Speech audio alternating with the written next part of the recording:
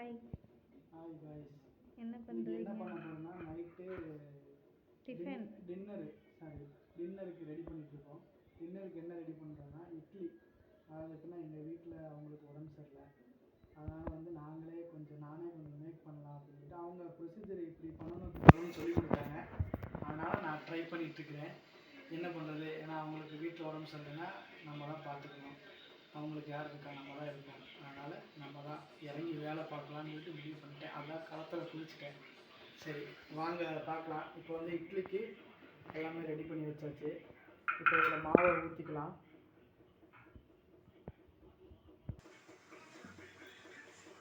இப்போ மாவு எடுத்து இட்லி தட்டில் ஊற்றிடலாம்.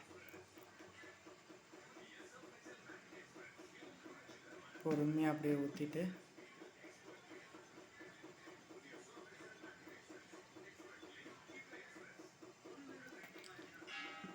இதில் வந்து துணி போட வேண்டியதில்லை, நம்ம துணி போடாமல் யூஸ் பண்ணுறோம்.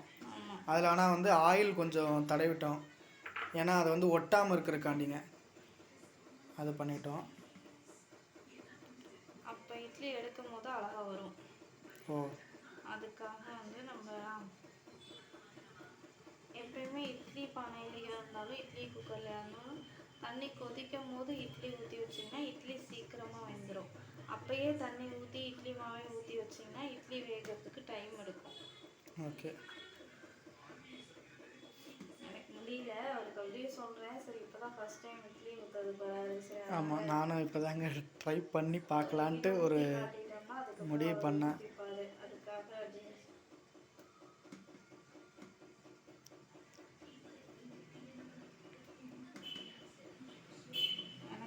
இட்லி பானையில் ஊற்றுறதோட இதில் ஊற்றுற இட்லி பெஸ்ட்டு தான். பிடிச்சிருக்கு. இந்த இதில் ரொம்ப நல்லாவே இருந்தது. நல்லா, அதாவது சாஃப்டாகவும் மெதுவாக இருந்துச்சுங்க. ரொம்ப சாப்பிட அல்வா மாதிரியே போச்சு.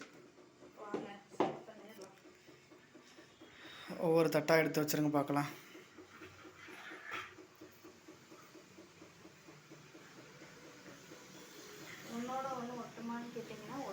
ஒட்டாது.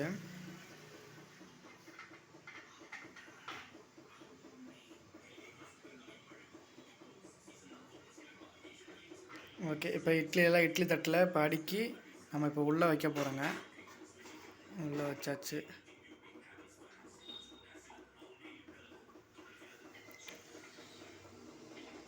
அவ்வளோதான் ஃப்ரெண்ட்ஸ், எல்லாமே உள்ளே வச்சுட்டோம். இட்லி தட்டை அடித்து இப்போ அதை மூடி வச்சுருவோம் ஒரு பிளேட்டை போட்டு. அவ்வளோதான். இட்லி குக்கர் பக்கத்தில் போட்டோம்னா வந்து விசில் சவுண்டு ரொம்ப வரும். அதனால நான் அந்த மூடி போடாமல் இந்த மாதிரி மூடி போடுறேன். ஓகே, இது பக்கத்தில் என்ன தெரியுங்களா, இது வந்து தக்காளி சட்னி மேக் பண்ணுறக்காண்டி வச்சுருக்குறோம். இது எல்லாமே அதாவது எப்படின்னா வெங்காயம், தக்காளி, தேங்காய், பச்சை மிளகாய் இது எல்லாமே அவங்க அரிஞ்சு ரெடி பண்ணி வச்சுட்டாங்க. நான் வந்து கொஞ்சம் அடுப்பில் வச்சு நல்லா அப்படி ஒரு கிண்டி விட்டு இப்போ ரெடி பண்ணி வச்சாச்சு. இதை வந்து நம்ம மிக்ஸி ஜாரில் எடுத்து அரைக்கணும். அதனால் அவங்களுக்கு முடியாதனால கொஞ்சம் நானே ஹெல்ப் பண்ணிகிட்ருக்கிறேன், உதவி பண்ணுறேன், அவ்வளோதான்.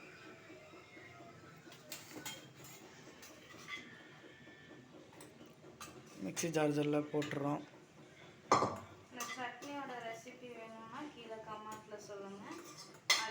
எப்பயுமே அவங்க தான் அரைப்பாங்க, அது கொஞ்சம் டேஸ்ட்டாக இருக்கும். இப்போ நான் கொஞ்சம் அரைக்கலான்னு ட்ரை பண்ணியிருக்கிறேன். எப்படி இருக்குன்னு தெரில, ட்ரை பண்ணி தான் பார்ப்போம். ட்ரை பண்ணிவிட்டு சொல்கிறேன் ஃப்ரெண்ட்ஸ்.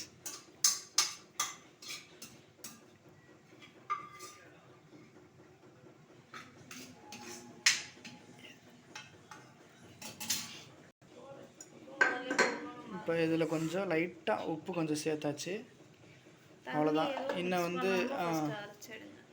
தண்ணி மிக்ஸ் பண்ணாமல்.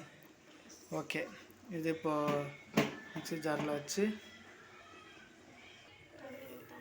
இப்போது தண்ணி ஊற்றாமல் தான் அரைச்சிருக்குறோம், சரிங்களா. இப்போ நான் ஏன்னா அரைக்கும் போது நான் அதை எடுக்கலை, ஏன்னா அது வந்து சவுண்டு குருன்னு கேட்கும், அதனால் அதை நான் எடுக்கலை.